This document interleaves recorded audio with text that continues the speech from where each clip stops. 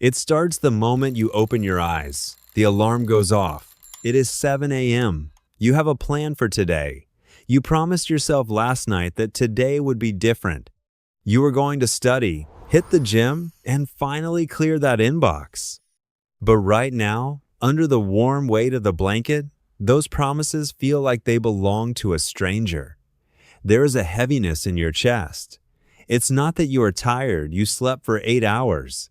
It's a magnetic pull, a mental gravity gluing you to the mattress. So you make a negotiation with yourself. You say, I just need 5 minutes, just 5 minutes to wake up my brain. You reach for your phone, the screen lights up the dark room. It feels harmless, it feels safe. But this is the trap. You open social media. A flood of dopamine hits your brain. Bright colors, loud noises, perfect lives. Your brain switches from creation mode to consumption mode. 5 minutes becomes 20, 20 becomes an hour. Now, the sunlight is streaming through the window, mocking you. The guilt starts to creep in. It starts as a whisper, then it becomes a scream. You hate this feeling. You hate that you are wasting your potential. You want to get up. You are mentally screaming at your legs to move, but you are paralyzed. You are frozen in the... Why is this happening? You are a smart person. You have goals. So why does your brain sabotage you? The answer is not that you are lazy. The answer is evolutionary mismatch. You see, for 99% of human history, calories were scarce. Food was hard to find. So, the human brain evolved a primary directive: conserve energy. Your brain is designed to be a miser. It treats energy like gold. Deep inside your skull, there is a region called the basal ganglia. This is the ancient part of the brain that controls habit and movement. It works on a simple calculation. If an action offers immediate reward with low effort, like scrolling, it says yes. If an action requires high effort with delayed reward, like studying, it screams no. When you try to start a difficult task, you are asking your brain to burn expensive fuel for a reward it cannot see yet. Your basal ganglia views this as a threat to your survival. It triggers a pain response. It releases stress hormones. This resistance is what physics calls static friction. Think of a car with a dead battery. Pushing it from a standstill requires massive force. You have to lean in, grind your teeth, and push with everything you have. But your brain tricks you. It makes you believe that the entire task will be this hard. It tells you, if the first minute feels this heavy, the next hour will be torture. But that is a biological lie. So, how do we hack this evolutionary bug? We cannot rely on willpower. Willpower is a battery, and in the morning, yours is often uncharged.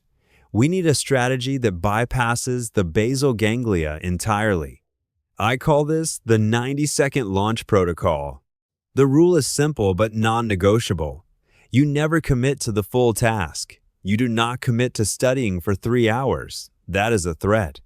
You do not commit to running 5 kilometers. That is pain. You only commit to the first 90 seconds of movement. Why 90 seconds? Because that is biologically how long it takes to overcome the peak of static friction. Phase 1, the micro step.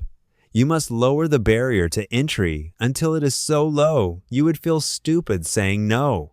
If you want to read, your goal isn't read chapter 4. Your goal is open the book to page 42. That's it. If you want to clean, your goal isn't clean the kitchen. Your goal is pick up 1 fork. You are sneaking past the brain's radar. The basal ganglia looks at 1 fork and says, fine, that costs almost 0 energy. Access granted. Phase 2, the sensory override. Now comes the dangerous part. You are holding the fork or looking at the book. The urge to check your phone will spike one last time. This is the hesitation gap. You need to manually engage your prefrontal cortex, the logical commander. You do this by counting backwards. 5 to 4, minus 3 to 2, minus 1. Counting backwards requires focus. It shuts down the emotional brain and wakes up the logical brain. It is the firing pistol. Phase 3. Kinetic action. At the count of 1, you must move your body. Physically. Do not just sit there thinking. Stand up, spin around, put on your shoes. You cannot think your way out of a feeling. You have to move your way out. Once you have executed that micro step and moved your body for 90 seconds, a miracle happens. The heavy box is sliding.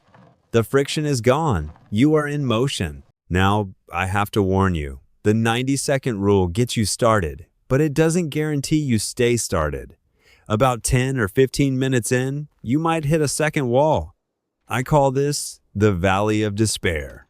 You are writing the essay, and suddenly, the novelty wears off. It gets hard again. You feel bored. Your brain starts whispering, "This is too hard."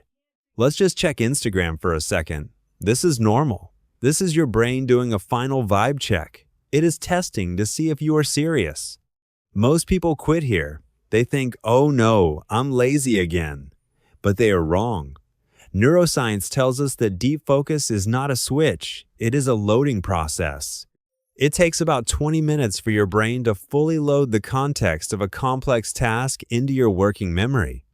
If you are at minute 10, you are literally halfway to the finish line of focus.